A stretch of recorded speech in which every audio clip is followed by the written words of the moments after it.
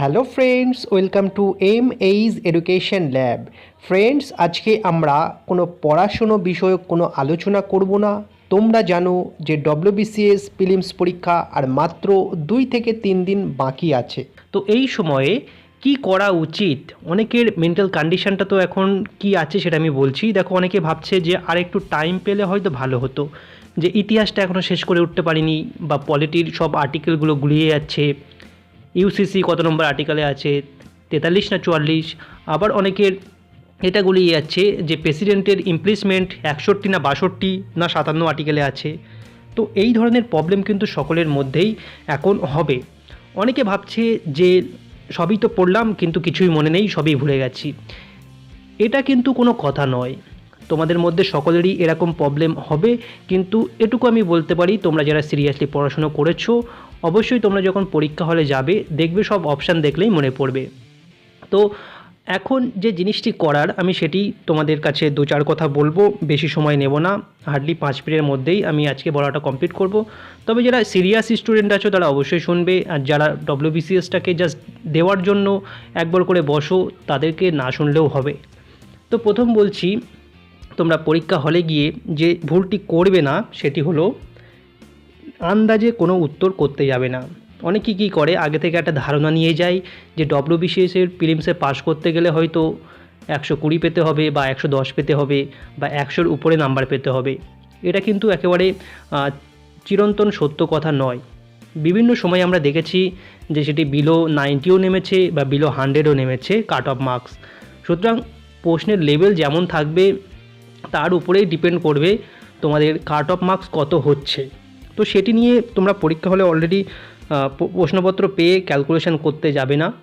তোমরা যেটা করবে, যে তোমরা এতদিন পর্যন্ত সিরিয়াসলি যে সমস্ত জিনিসগুলো পড়েছো তার মধ্যে যে সমস্ত জিনিসগুলো পড়বে, অর্থাৎ প্রশ্ন পড়বে, জানা প্রশ্নগুলো তোমরা অবশ্যই করার চেষ্টা করবে আগে।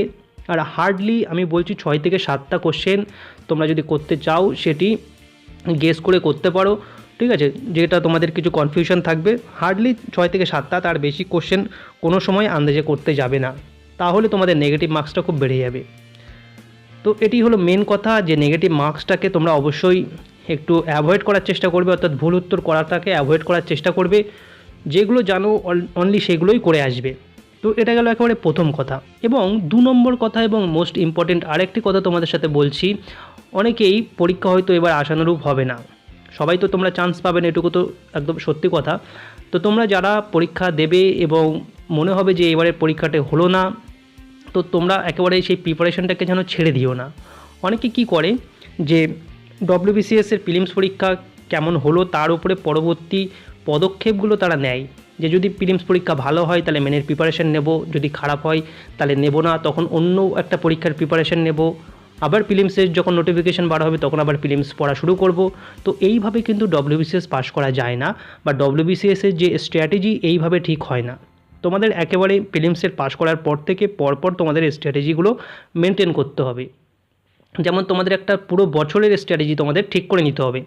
এটি আমি বলছি ডব্লিউবিসিএস পরীক্ষা তোমাদের যখন কমপ্লিট হবে তার পরের কথা। তোমরা একেবারে ভেঙে পড়বে না যাদের পরীক্ষা খারাপ হচ্ছে, বা যারা কাট অফ নিয়ে কনফিউশন থাকবে যে এবারে আমার 102 হচ্ছে, 102-এ কি কাট অফ মার্কস আমরা ক্লিয়ার করব কি করব না, মেনের জন্য প্রিপারেশান নেব কি নেব না, এরকম সিচুয়েশানে কিন্তু তোমরা পড়বে। তো সেই ক্ষেত্রে বেস্ট উপায় হলো তোমাদের একটা পুরো স্ট্র্যাটেজি মেনটেন করা, যেটি 1 বছরের জন্য হবে। অর্থাৎ সেই স্ট্র্যাটেজি কী হবে সেটা নিয়ে তো আমি অবশ্যই পরবর্তী ভিডিও আনবো। তবে এটুকু বলার, যে পরীক্ষা খারাপ হোক বা ভালো হোক, তোমরা কিন্তু পড়াশোনাটাকে কন্টিনিউ রাখবে। অর্থাৎ প্রিলিমস পরীক্ষার পরে হার্ডলি 1 সপ্তাহ থেকে 10 দিন তোমরা একটা ছুটি নেবে, একটা গ্যাপ নেবে, তারপরের থেকে কিন্তু আবার সমস্ত রকম যে বিষয়বস্তুগুলো আছে সিলেবাস ধরে ধরে তোমরা মেনের জন্য প্রিপারেশন নেওয়া শুরু করবে। আর আলটিমেটলি প্রিপারেশনটা সেইভাবেই হওয়া উচিত, অর্থাৎ মেনকে টার্গেট করে হওয়াই উচিত। তো এটা গেল দ্বিতীয় কথা। এখন এই মুহূর্তে তোমাদের যেটি করণীয়, আমি প্রথম বললাম যে পরীক্ষা হলে গিয়ে তোমরা নেগেটিভ প্রশ্ন, অর্থাৎ ভুলভাল প্রশ্ন করে আসবে না, নেগেটিভ মার্ক যেন বেশি না হয়। আর তার আরেকটা কথা বললাম যে পরীক্ষার পরবর্তী কেমন কন্ডিশন হওয়া উচিত। আর এখন যেটা বলবো সেটি হলো এই মুহূর্তে তোমাদের মেন্টাল কন্ডিশনটা কেমন রাখা উচিত। প্রথম কথা হলো, এই টাইমে তোমরা নতুন কোনো জিনিস পড়তে যেও না। এতদিন পর্যন্ত যেগুলো পড়েছো সেইগুলো, যে প্রিপারেশনটা নিয়েছো সেটাকে ধরে রাখার চেষ্টা করো। রিভাইজ দেওয়ার চেষ্টা করো, নিজের শরীরের উপরে বেশি জোর দাও, এখন পড়াশোনার উপরে বেশি জোর দিও না। অর্থাৎ মেন্টাল কন্ডিশনটাকে ভালো করে রাখার চেষ্টা করো। এবং আমি একটা কথা বলবো যে তার মেন্টাল কন্ডিশনকে যত ভালো রাখবে এই সময়ে সে কিন্তু পরীক্ষায় তত এগিয়ে থাকবে। অর্থাৎ সেই ক্ষেত্রে তার ভুল করার সম্ভাবনা কমে যাবে। এতদিন পর্যন্ত যেগুলো পড়েছে সেগুলো সে সহজে রিকল করতে পারবে পরীক্ষা হলে। আর এখন যদি তোমাদের শরীরের অবস্থা খারাপ করো বা মেন্টাল কন্ডিশনটাকে খারাপ করো, অযথা টেনশন নাও, সেই ক্ষেত্রে কিন্তু তোমাদের যে জানা জিনিসগুলোও তোমরা সঠিকভাবে উত্তর দিয়ে আসতে পারবে না। তো ফ্রেন্ডস, মেনলি এই ছোট্ট কয়েকটি কথা যেগুলো তোমাদের হয়তো অবশ্যই সকলের জানা আছে বা জানা নেই, সেইগুলো আরেকবার স্মরণ করিয়ে দেওয়ার জন্যই আজকের ভিডিওটি বানালাম। তো ভিডিওটি প্রথম থেকে শেষ পর্যন্ত দেখার জন্য অসংখ্য ধন্যবাদ।